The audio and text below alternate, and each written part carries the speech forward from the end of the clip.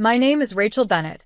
I'm 29 years old, and the moment my world split in two began in our living room, under the dim light of a flickering ceiling fan, with my hand resting on my swollen, pregnant belly. I was 7 months along, exhausted from work, and hoping for a peaceful evening. Instead, my mother stood in front of me with the same rage I had grown up learning to fear. She wasn't just angry. She was shaking, her voice low and dangerous as she demanded my entire salary again, every penny, just like every other month. When I hesitated, even for a moment, her hand shot forward and punched my stomach so hard I gasped for breath. The shock froze me, not just the pain, but the realization that she didn't see my child as a life, just as leverage. My brother, standing behind her with crossed arms and a smirk that didn't belong on a sibling's face, nodded in approval. "Good, Mom," he said coldly. "That's how she should be treated." Their shadows felt larger than their bodies. I felt small, cornered, and terrified, not only for myself, but for the tiny heartbeat inside me that had no way to defend itself. I didn't scream. I didn't fight back. I just stood up slowly, holding my belly, and walked to the bedroom. Silence followed me like an old companion. I opened my drawer, pulled out an envelope, the same envelope they expected to find stuffed with cash, and returned to them without meeting their eyes. My mother snatched it greedily, tearing it open with a crooked smile. But the moment she looked inside, that smile vanished. Her face twisted, color draining, a sound escaping her throat that was part gasp, part shriek. Because what she found inside that envelope wasn't money. It was something far more terrifying. The moment my mother screamed, my brother rushed forward as if expecting to see missing money, or worse, a threat against them. But what he saw inside the envelope wasn't cash, and it wasn't a note. It was the one thing neither of them ever imagined I had the courage or intelligence to do: official documents. Paperwork from the bank, printouts from a lawyer, copies of transactions they thought I never noticed. For the first time in her life, my mother looked genuinely afraid. She shook the empty envelope, as if willing money to appear by magic. "Where is it?" she demanded, voice cracking. "Where's my salary?" I held my belly with one hand and leaned on the doorframe with the other, the pain from her punch still throbbing. "It's not yours," I said quietly. 3 words. Soft, but heavy enough to make her flinch. Years of fear sat inside my chest, but something else was there too. Something new. Strength. Resolve. My baby kicked softly, as if reminding me who I was protecting now. My brother snatched one of the papers and scanned it. His eyes widened. "Mom, these are withdrawals. From your account." He read further and froze. "And she removed her name from your access." My mother's face contorted with rage. "You ungrateful little. How dare you?" She stepped toward me, but this time I didn't step back. Not even an inch. Because she hadn't realized the part that terrified her most. These papers showed exact dates. Every withdrawal she made without my permission, every time she emptied my savings, every transaction done behind my back, including the ones she tried to hide. My voice didn't shake when I said, "I made copies for someone else too." Her rage turned to panic instantly, because she finally understood the one truth that could destroy her completely. This time, I wasn't the one trapped. This time, she was. My mother's panic spread fast, faster than any slap, faster than any insult she'd ever thrown at me. Her eyes darted from the documents to my face, then to my belly, as if suddenly realizing the one thing she had never prepared for. I wasn't afraid of her anymore. My brother grabbed the stack of papers, flipping through them like a man searching for a lifeline. "This is fake," he whispered, but his shaking hands gave him away. He wasn't confident, he was terrified. "It's all real," I said softly, leaning against the hallway wall to steady my breathing. "Every name, every date, every rupee you stole from me. Every time you forced me to hand over my salary. Every threat. Every bruise." My mother swallowed hard, as if the walls were closing in on her. "Where did you get a lawyer?" she spat, voice trembling. "Who helped you?" I didn't answer immediately. I wanted the weight of the silence to choke the room, to make them feel even a fraction of what I had carried for years. My baby kicked again, almost sharply, as if urging me forward. Someone who actually cares about me, I finally said. Someone who doesn't treat me like a walking wallet. My brother's jaw tightened. You think you can trap us? You think anyone will believe you over your own family? His voice cracked at the end, betraying the fear he tried to hide. Oh, they already do, I replied. I reached into my pocket and pulled out my phone, because every document has been emailed to my lawyer and my HR department. And starting today, I turned the screen toward them, showing the message draft waiting to send.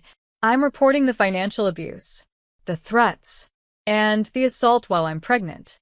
My mother's knees nearly buckled. My brother staggered back. For the first time in my life, they were the ones afraid of consequences. My mother stumbled back, gripping the table as if the ground had tilted under her feet. The woman who used to tower over me suddenly looked small, fragile even. But the danger wasn't gone. It was shifting. My brother's expression hardened, anger mixing with panic, and that combination had always been the most unpredictable. You think a few papers will save you? He hissed. You're pregnant. You can't survive without us. He said it with the confidence of someone who had controlled my life for so long he couldn't imagine a world where he didn't. But I wasn't the same woman who used to tremble at their footsteps. I already have, I whispered. He grabbed my arm, but I stepped back before he could touch me. Don't, I warned. If you lay a hand on me again, the police will be here before you take your next breath. I raised my phone slightly, reminding him of the message I could send with one tap. He froze, not because of the phone, but because he finally understood I meant every word. My mother tried to recover her voice. Rachel, listen. We're family. We just argued. You're overreacting. Give me the envelope, and we'll forget this. Forget this. The punch. The threats. The years of stolen money. The fear she carved into my childhood. Forget. No, I said, calm but unmovable. You don't get to forget. My mother's voice dropped to a desperate whisper. What do you want? What I wanted. I wanted protection. I wanted peace. I wanted my child to be born into a world where they wouldn't inherit fear. I want you both to stay away from me, I said. Starting now. My brother laughed bitterly until I revealed the second envelope I'd hidden behind my back. The one labeled, Police Report Assault. His laughter died instantly. The moment my brother read the label on the second envelope, his bravado evaporated. His face drained of color, and for the first time in my life, he looked like a man who understood what real consequences felt like. My mother lunged toward me to snatch it, but I stepped back and held the envelope firmly against my chest. Touch me, I warned, and this goes straight to the officer who handled my last complaint. I didn't have to raise my voice. Quiet truth has a way of cutting deeper than screams. My mother's breathing turned shallow. Rachel, stop this. You'll tear the family apart, she pleaded, reaching out as if she suddenly remembered how to pretend affection. But her eyes, dark and frantic, betrayed her fear, not love. My brother moved behind her, whispering urgently, What do we do? If she sends that, we're finished. The same people who once treated me like a burden were now terrified of losing their reputation, their comfort, their control. I'm not tearing the family apart, I said softly. You did that the moment you hit me while I was carrying your grandchild. The words hung in the air, heavier than anything I'd ever spoken. My mother flinched, memories rushing back into her eyes, every punch, every threat, every stolen salary she'd justified as discipline. What do you want? My brother asked again, voice hollow. I want safety, I said. For me and my baby. My mother stepped forward. So, you want money? Is that it? The insult almost made me laugh. No, I replied. I want distance. I want control over my own life. And I want you both to understand that you don't get to hurt me anymore. My brother scoffed, but the sound died the moment he saw the third thing I pulled from my pocket. A voice recording. The one where my mother threatened to kill me if I didn't give her my salary. The moment I pressed play, the room shifted. My mother's own voice filled the air, sharp, vicious, and undeniable. If next time you don't give me your whole salary, I'll kill you. The recording crackled slightly, but her rage was crystal clear. My brother stood frozen, eyes wide, while my mother stumbled back like the words had physically struck her. "Turn that off," she screamed, but her voice shook with pure panic, not authority. For the first time, they were the ones exposed. They were the ones cornered. They were the ones afraid of someone bigger than themselves. Consequences. "I send this recording to 3 people," I said calmly. "If anything happens to me or my child, if I even fall down the stairs, the police get all of it." My mother's knees buckled, and she leaned against the wall as though she needed it to breathe. My brother ran a trembling hand through his hair, pacing in frantic circles. "Rachel, think about what you're doing," he begged. "This will ruin us." "Good," I said softly. "Then maybe you'll understand what you almost did to me." My mother tried once more, desperate enough to switch tactics. "We raised you. We fed you. We gave you everything." I looked her straight in the eye. "You raised me to fear you. You fed me with threats. And everything you gave came with pain attached." They had no reply. I placed all 3 envelopes, documents, police report, and the recording proof, on the table between us. "These stay with me," I told them. "If you come near me again, even once, every authority you're scared of will know exactly who you are." My brother swallowed hard. My mother stared at the floor. For the first time in my life, the silence belonged to me, not them. They didn't speak for a long moment, and for the first time in my life, that silence wasn't threatening, it was liberating. My mother opened her mouth, closed it, then opened it again like she was searching for a version of herself that still had power. "So, what now?" she whispered, voice brittle enough to crumble. I took a slow breath, one hand resting protectively on my belly. "Now," I said, "you face what you've done." Their fear rippled through the room like a cold draft. My brother moved first, stepping closer as if begging for some last piece of control. "Rachel, we can talk about this. You don't have to report anything. Mom didn't mean it. She was angry." "I was pregnant," I interrupted. "And she meant every word." My mother finally broke, tears slipping down her cheeks, not from remorse, but from the fear of losing her comfort, her control, her puppet. She reached for me with trembling hands, the same hands that had hurt me too many times. "Please," she whispered, "don't do this. You're my daughter." "No," I said quietly. "I was your property, but not anymore." And just like that, something inside them cracked. I stepped forward, not in threat, but in finality. "I'm moving out. Today. My things are already packed." Their heads snapped up in shock. "You can't," my brother yelled. "Where will you go?" I looked at both of them, the 2 people who were supposed to protect me but chose to destroy me instead. "Somewhere safe. Somewhere my child won't learn fear as their first language." My mother sobbed louder now, realizing she couldn't cage me anymore. And my brother? He finally understood the truth. The person they believed would always stay silent was already halfway out the door. And there wasn't a single thing they could do to stop me.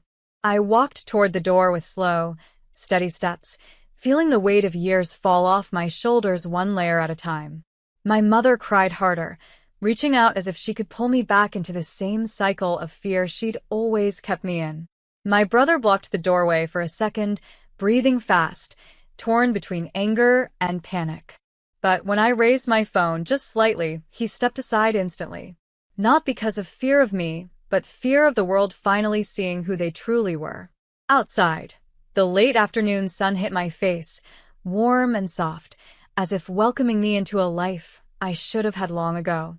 A life where my child wouldn't hear screams, punches, or threats. Where family didn't mean survival.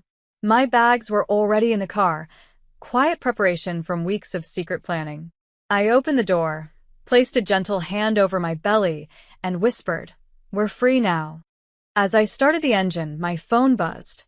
It was the police officer who handled domestic cases in our area, the same one I'd spoken to after earlier incidents. He said he was nearby and wanted to check in after receiving my preliminary report.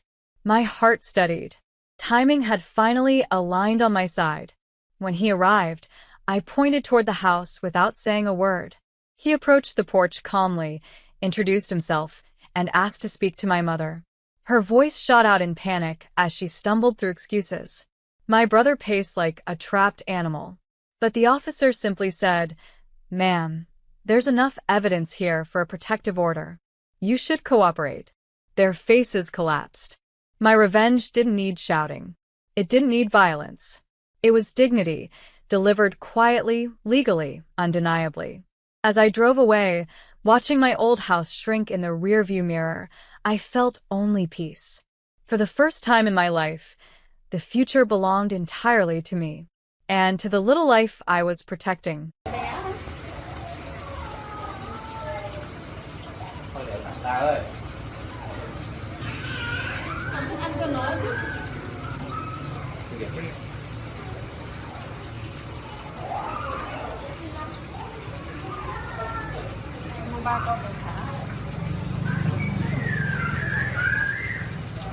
Dạ, vậy cái này được. Bao nhiêu?